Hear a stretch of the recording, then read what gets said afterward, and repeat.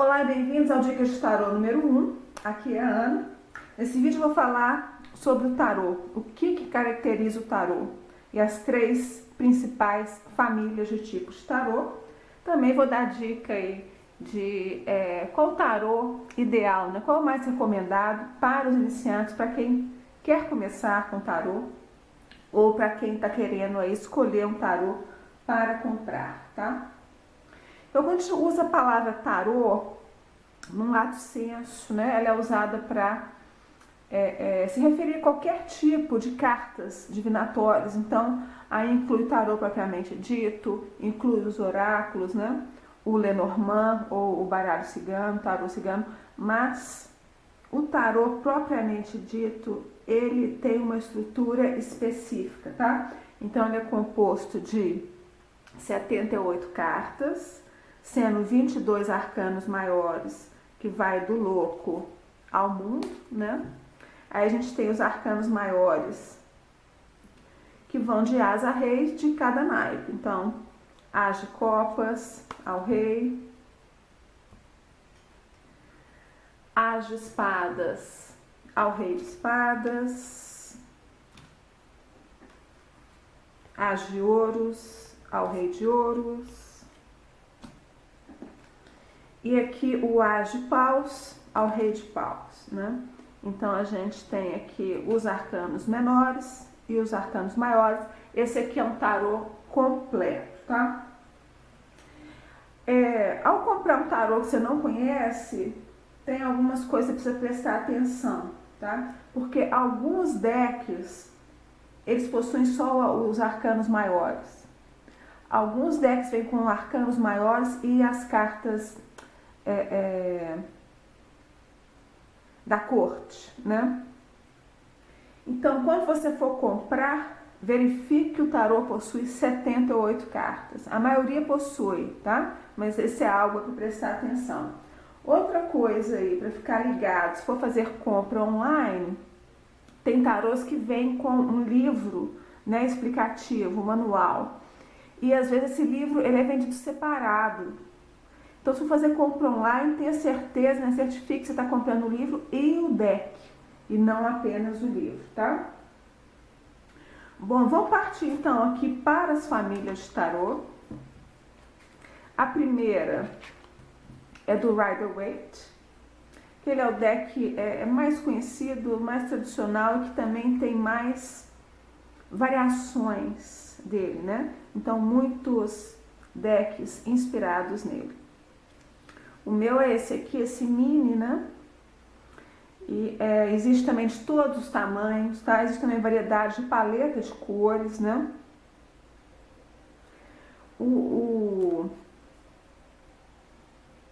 Ele é chamado de Rider-Waite ou Rider-Waite-Smith, porque Rider é o nome da editora, Waite é o idealizador do baralho e Smith é a ilustradora. Nós chamamos Pamela Colman Smith, também conhecida como Pixie, tá? Nós temos também o tarô de Marsella, que eu tenho uns aqui que eu vou mostrar as diferenças, tá? Para o Rider-Waite.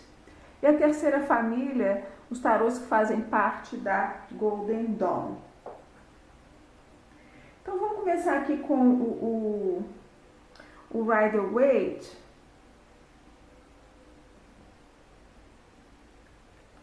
Nós temos aqui, por exemplo, o 6 de espadas, tá? Então o Rider-Waite a gente vê que tem uma história sendo contada, né? A gente está vendo os personagens, está vendo o que está acontecendo, que eles estão atravessando, né, um corpo de água, tá? Aí a gente tem vários baralhos temáticos, né?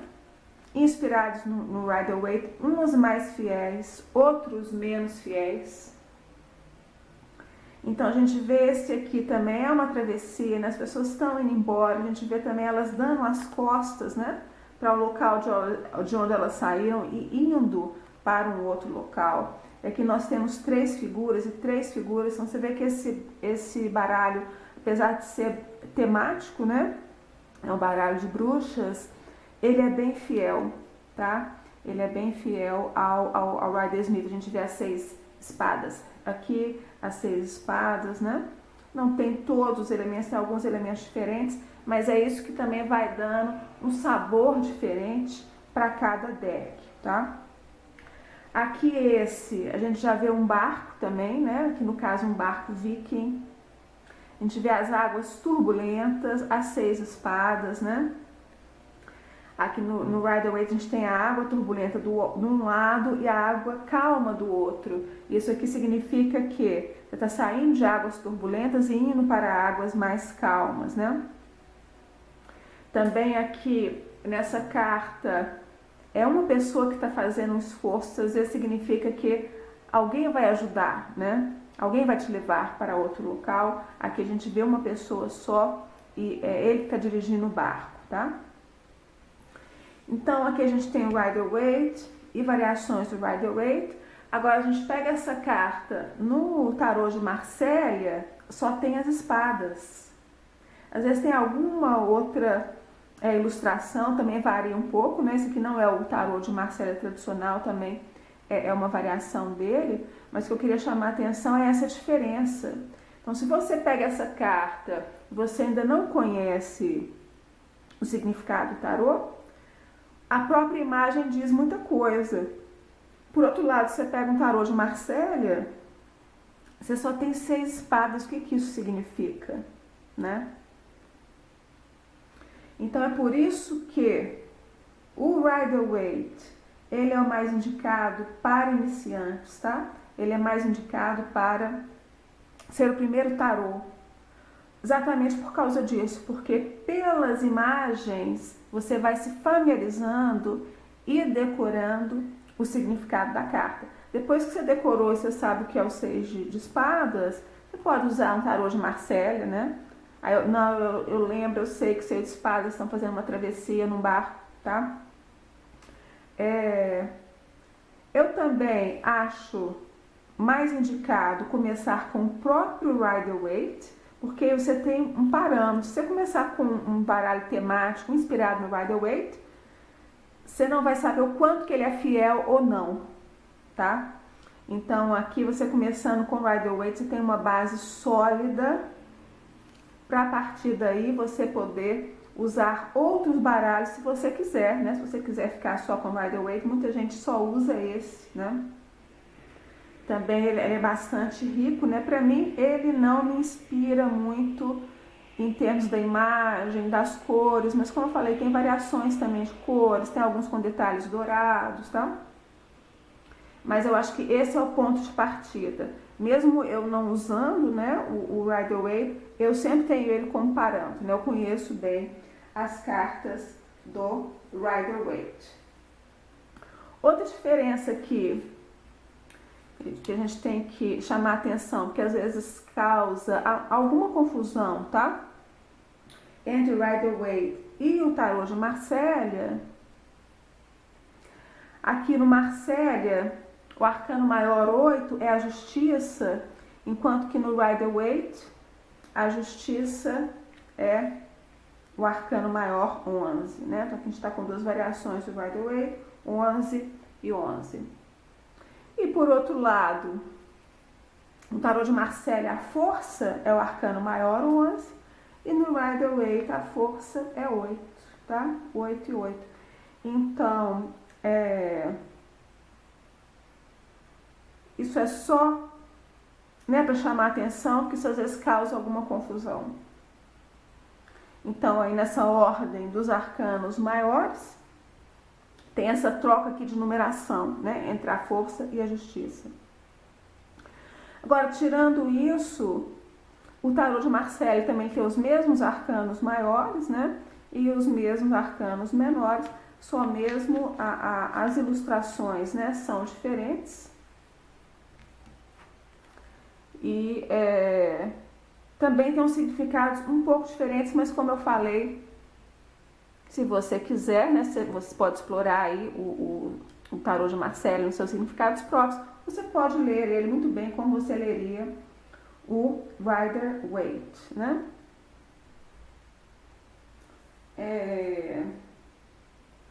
pegar mais um exemplo, tá? Então aqui a gente tem o 3 de ouros. No tarô de Marcélia, tá lá as 3 moedas de ouros, né? Tem aqui uma árvore e tal, mas não diz muita coisa, né? O que essa carta quer dizer, né? Se você vier para o Rider-Waite, lá, está contando uma historinha. Aqui estão os 3 pentáculos, né? E aqui a gente vê 3 pessoas trabalhando juntas. Então tem uma certa colaboração, cada um tem a sua função, tá? Então essa é a temática básica de trabalho em equipe, de estar delegando funções, né? Essa é uma carta também do aprendiz, né? Quem aprende por experiência, tá? A gente vê que essa pessoa, né, tem uma figura que é mais jovem do que as outras estão coordenando o trabalho dele, né?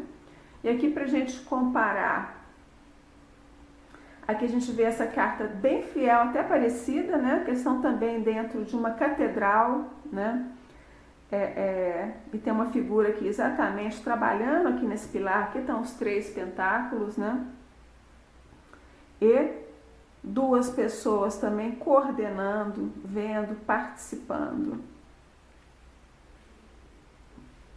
Aqui a gente vê como esse baralho é fiel, mas já tem um pouquinho de diferenças, né? Mas continua com 3 elementos, continua os 3 pentáculos, continua uma pessoa fazendo e as outras 2 pessoas ensinando ou orientando, né? Organizando, distribuindo o baralho. Mas aqui a gente vê que tem outros elementos que também podem ser explorados durante a leitura, né? Cada pentáculo tem uma cor, a gente vê que tem 3 gatos pretos aqui, tá? Aqui já tem uma figura feminina, que são 3 masculinas. Aqui também foi mais fiel, tem uma figura que parece ser feminina, não é muito também definido, né? Às vezes isso pode ser importante, né? Às vezes não. Ok. A terceira grande família de tarô, eu não tenho baralho aqui, mas já tive, tá? Que são os tarôs da Golden Dawn. Então, a Golden Dawn, ela é uma sociedade ocultista hermética. Os decks, eles possuem toda a simbologia que está ligada, né? A essa linha. Então, tem símbolos astrológicos, símbolos alquímicos, símbolos cabalísticos, tá? O mais conhecido é o Thoth, de Aleister Crowley. Todos esses baralhos que eu estou falando aí o nome, eu vou colocar aí abaixo, tá? Para quem quiser buscar mais informação. Tem também o próprio tarô chamado Golden Dawn, tá? E aí há uma certa variação dentro deles também, né? Alguns, né? Até o Thoth mesmo, ele tem palavras-chave que não exatamente batem com o Rider-Waite, né? Ele também tem essas figuras nos arcanos maiores, não sendo as figuras de corte, né? E também só mostra os elementos. Então aí pode ficar um pouco confuso. Ou você tem que meio que mudar as marchas, né? Quando você está acostumado com o Rider-Waite, aí você vai usar o Thoth, por exemplo. Ou você pode também usar só o Thoth e acostumar com ele, né? Também, pelo nome aí, vocês podem jogar no Google e procurar ver as imagens e ver se é algo que te interessa, tá?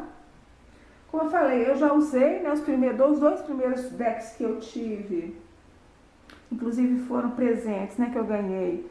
Eu gostava muito, usava, mas não sinto muito pra mim, né? Não sinto muita ressonância mais com eles, então já me desfiz deles, tá? Nós vamos fazer alguns exercícios. Antes eu queria chamar um pouco a atenção de novo aqui, como que cada deck tem as suas particularidades, pode ser usado nas leituras, e é por isso também que a gente tem vários decks, né? Algumas pessoas, como eu falei, preferem ficar com um deck só, ou usam só o Rider-Waite. Eu, por exemplo, já tenho vários, Cada um tem uma nuance, né, de energia, de temática, e também trazem elementos diferentes que podem ser usados, né, na leitura. Aqui a gente tem, por exemplo, o pendurado, né? A gente vê ele pendurado pelos pés, com as mãos para trás, né? A gente não sabe se as mãos estão presas ou não, né? E aqui a gente vê a pessoa de olhos abertos, tá? Então, o significado básico dessa carta, que a pessoa está em suspensão, né? Não pode agir, está numa pausa para voltar para dentro, para fazer uma reflexão. Isso aqui pode não ser tão óbvio nessa carta, né? No Rider-Waite, eu não separei, mas o Rider-Waite tem um halo amarelo ou dourado, né? Ao redor da cabeça, mostra que isso é um processo de iluminação, tá? Então, ele está pendurado, está em pausa, como se fosse dentro de um casulo para passar por um processo de transformação, de iluminação. Nesse baralho aqui, a gente tem também igualmente pendurado, né? Ele já não está de olhos abertos, ele está fazendo um sinal de silêncio. Então, a gente vê que isso é algo também que a gente pode colocar na leitura, tá? Então, está no momento de não falar algo, ou tomar cuidado com o que você diz, ou guardar um segredo, né? Você vê que aqui ele fez algo indevido e escondido, está falando para a pessoa não falar nada, né? Talvez é uma verdade que não seja sua para partilhar, tá? Aqui esse também é muito interessante e também tem umas nuances, né? Porque a gente vê aqui, o olho está fechado, parece que a pessoa está em profundo estado de meditação, né? Aqui eu gosto também que está pendurado na própria vassoura da bruxa, então não é algo fixo, né? É algo que pode até se mover, é algo que pertence a essa pessoa, né? E aqui essa pessoa não parece estar pendurada por forças externas ou contra a própria vontade, tá? Então, está com o pé todo amarrado, né, com a correia, um cadeado, as mãos também, os olhos fechados, lembrando dessa introspecção, mas a pessoa está com a chave nas mãos. Na hora que ele ou ela estiverem prontos, ele mesmo se desamarra e sai dessa posição, tá?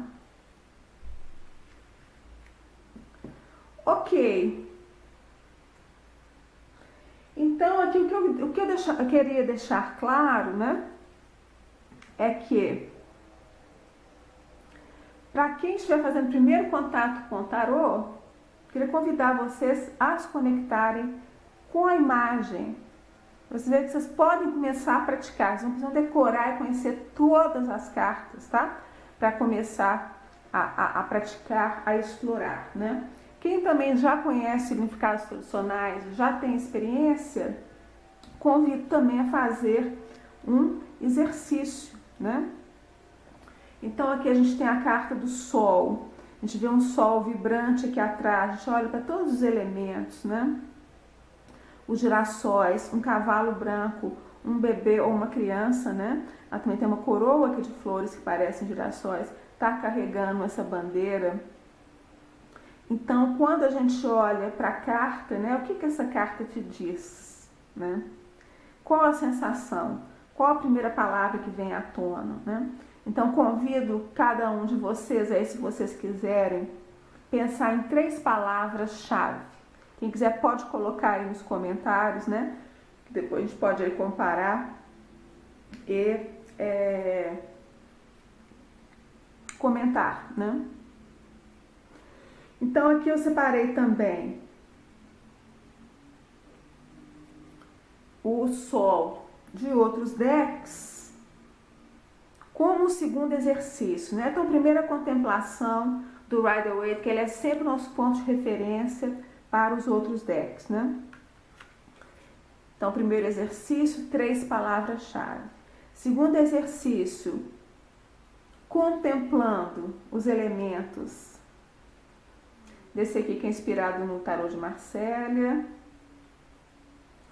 Esse aqui com a temática das bruxas.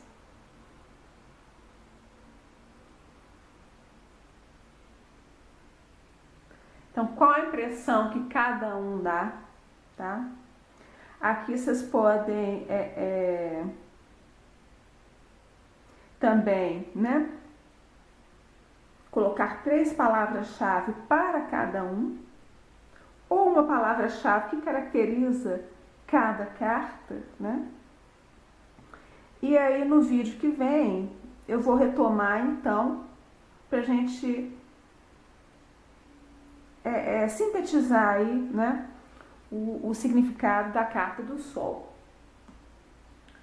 Aqui também eu vou sugerir desde já, né, quem está começando, quem não conhece significados tradicionais, se quiser começar a anotar, né, ter um caderninho separado ou fazer um arquivo, porque aos poucos a gente vai passando por todas as cartas, né, e aí você pode ir organizando, tá, todas as informações aqui que você for adquirindo, né.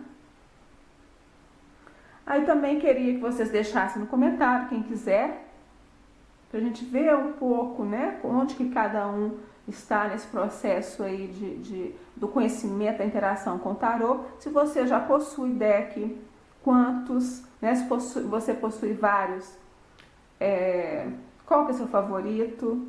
Dentro dessas famílias de tarô, qual que você possui todos, tá?